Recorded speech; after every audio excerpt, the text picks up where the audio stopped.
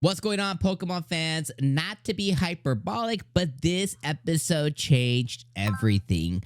This episode saw Liko, Roy, and Dot, specifically our girl Liko, which is our main character, face against Geeta, the tippy top of the mountain, the champion Geeta, which was really awesome to see. And we got to see all three of them, but specifically we got to see Liko overcome adversity, and they won against Geeta.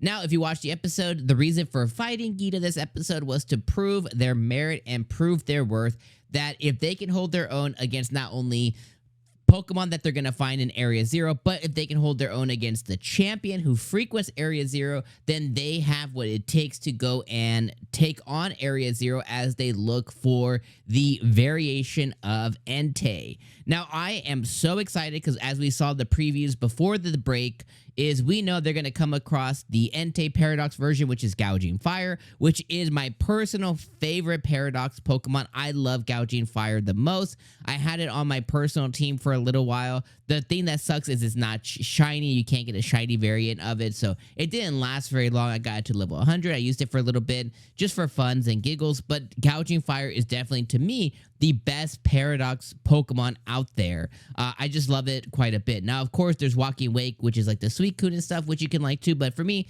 Gouging Fire is definitely the best one.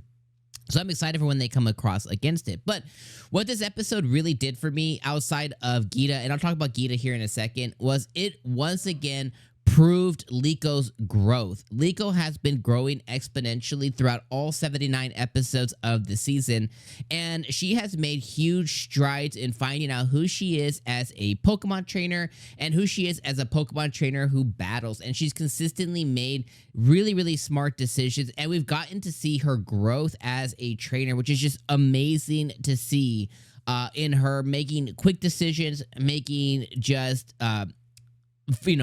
game time decisions, getting closer to her partner, Sprigatito, or in this case, Florigato.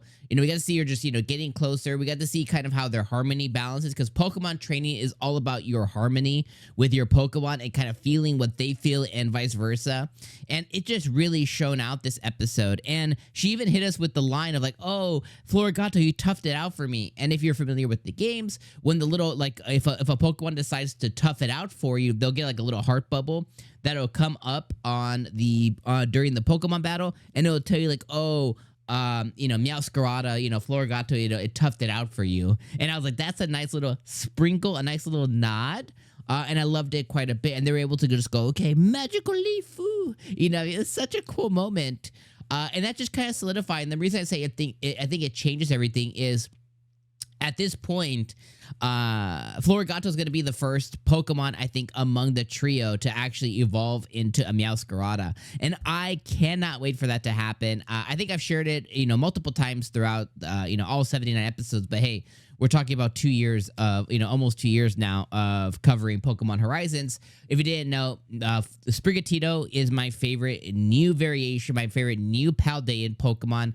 I'm a huge Meow Scara fan. I love Sprigatito, if you guys can't tell. I have literally Sprigatito over there, Sprigatito over there. I think there's like a little, let me see if I can get like my chair over here. There's a Sprigatito like over there. And I have another Sprigatito, you can't see it, but it's on this side over here. I think I have one more Sprigatito somewhere down there. And then in my room, in my bedroom, I have I have a really large Sprigatito over there. I have a couple more Sprigatitos. I have a couple of Meow Scaradas over there.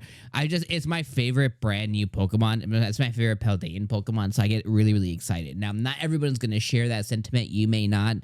You may, fancy a different Pokemon. You might be a Fuecoco fan. You might be a Quaxley line fan. Or you just have a lot of, maybe not even a big starter fan. If it wasn't for the starters, I would have Bellybolt. I love Bellybolt. It's like my other favorite Paldean Pokemon. So, just from that concept alone, I'm just really excited. And I just think it changes everything for Likos Growth. And it puts her one step closer now, because once they actually get to meet Gouging Fire and they get him to the team, really the last one, as was explained this episode, the last one is really just Rayquaza. That's like the last of the heroes that needs to come together. So we're getting ever closer to completing this Lucius arc.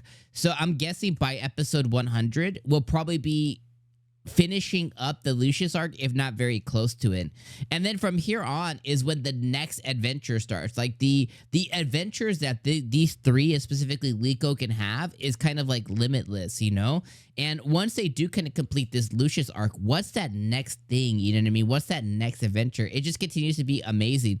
And just like Pokemon before it, you assume that they're going to try and elongate this story out until we get into the 10th gen, into 10th gen or into Pokemon ZA, where Pokemon ZA is taking us back into the X and Y era. So it's like, okay, now we're gonna get to go back to Luminous City, and we're gonna get to go back to that region. You know what I mean? So it continues to be really, really fun stuff, and I'm just really excited to see it. So last thing I'll touch on is Geeta. I thought was really, really cool this episode. I love how they continue to refer her as top, like being the top of the mountain, being like the top trainer. And I thought she really showed out her stuff, this episode. Although to me, and I'm sure a lot of you guys, she wasn't really she wasn't a Cynthia when it came to Pokemon Scarlet and Violet. I think the professors were probably, a much harder battle, just depending on where you're at in the game. But, to conquer the champion, she wasn't really all that. She wasn't really very menacing. But I like how she was depicted here. She was depicted as very methodical. She was depicted as using her Pokemons very well. She was depicted as willing to do anything to win a Pokemon battle. And I think if a little bit of that ferocity were to have come out in the video games, I think if they just made her a little more difficult and a little bit more like thought-provoking, to where she used kind of like stab moves and she used different ability moves, I think she just would have been a better Pokemon champion in the game. But regardless, we got to see that come out here. And it made me like Geeta a little bit more. I like not only her attitude towards the kids, but I like kind of like the way that she was battling as well. So overall, Pokemon Horizons episode 79, 9 out of 10. I love this episode. I loved everything about it and just kind of what it represented for as we move forward. Let me know your guys' thoughts, my friends, in the comments down below. Pokemon trainers, I'm going to see you guys next week for episode number 80. I'll see you then, my friends. It's been awesome. Have a great weekend. Peace.